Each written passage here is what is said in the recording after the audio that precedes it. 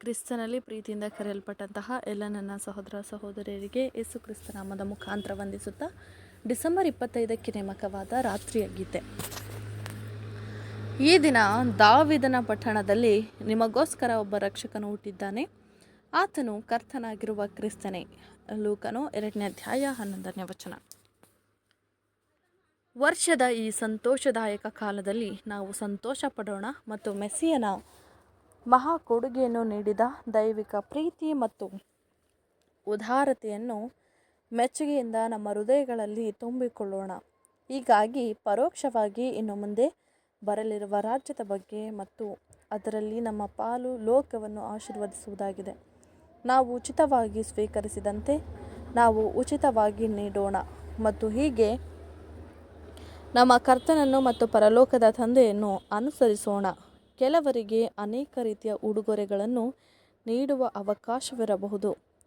ಯುಗಗಳ ದೈವಿಕ ಯೋಜನೆಯಲ್ಲಿ ತಿಳಿಸಿರುವಂತೆ ದೇವರ ಕೃಪೆಯ ಐಶ್ವರ್ಯವನ್ನು ಜನರಿಗೆ ತಿಳಿಸುವ ಮೂಲಕ ದೇವರ ಪ್ರೀತಿಯ ಉಡುಗೊರೆಗಳನ್ನು ನೇರವಾಗಿ ಅಥವಾ ಪರೋಕ್ಷವಾಗಿ ಇತರರಿಗೆ ನೀಡುವ ಸವಲತ್ತನ್ನು ನಮ್ಮೆಲ್ಲರಿಗೂ ಇದೆ.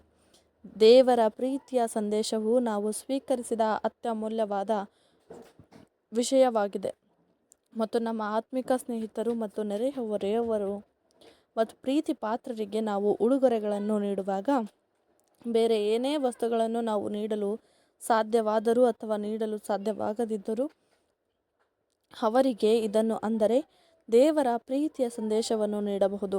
ನಮ್ಮ ನಡತೆ ಮತ್ತು ಸಾಮಾನ್ಯ ಜೀವಿತದಲ್ಲಿ ನಾವು ಅದನ್ನು ಮಾಣಿಕ್ಯಗಳಿಗಿಂತ ಹೆಚ್ಚಾಗಿ ಹೇಗೆ ಗೌರವಿಸುತ್ತೇವೆ ಎಂಬುದನ್ನು ತೋರಿಸಬೇಕು ಮತ್ತು ನಾವು ದೇವರ ಉಡುಗೊರೆಗಳನ್ನು ಕುರಿತು ಅತ್ಯುತ್ತಮವಾಗಿ ಪ್ರಶಂಸಿಸಬಹುದು ಮತ್ತು ಅದನ್ನು ಇತರರು ಪ್ರಶಂಸಿಸಲು ಸಹಾಯ ಮಾಡಬಹುದು. ಅಂತಹ ಪರಿಸ್ಥಿತಿಗಳಲ್ಲಿ ದಯೆಯ ಮಾತುಗಳು, ದಯೆಯ ನೋಟಗಳು ಪ್ರೀತಿಯ ಹೃದಯದಿಂದ ಹೊರಬರುತ್ತದೆ. ಅದು ಸ್ವತಃ ಸತ್ಯದ ಶಕ್ತಿಯ ಮೂಲಕ ವಿರೋಧಿಯ ಆಳ್ವಿಕೆ, ಪಾಪ ಮತ್ತು ಸ್ವಾರ್ಥದಿಂದ ರಕ್ಷಿಸಲ್ಪಟ್ಟಿದೆ. ಈ ಕೃಪೆ ಮತ್ತು ಸತ್ಯದ ಉಡುಗೊರೆಗಳನ್ನು ಮತ್ತು ಸಂತೋಷದಾಯಕ ಪ್ರಭಾವಗಳನ್ನು ನಮ್ಮ ಸುತ್ತ ಇರುವ ಎಲ್ಲರಿಗೂ ಹಂಚಲು ಕಲಿಯೋಣ. ಕೇವಲ ವರ್ಷಕ್ಕೊಮ್ಮೆ ಅಲ್ಲ, ಆದರೆ ಪ್ರತಿದಿನ ಮತ್ತು ಪ್ರತಿ ಗಂಟೆಗೂ ಹರಡೋಣ ಮತ್ತು ಕೇವಲ ನಮ್ಮ ಸ್ನೇಹಿತರಿಗೆ ಮಾತ್ರವಲ್ಲದೆ ದೇವರಂತೆ ನಮ್ಮ ಶತ್ರುಗಳಿಗೂ ಹರಡೋಣ.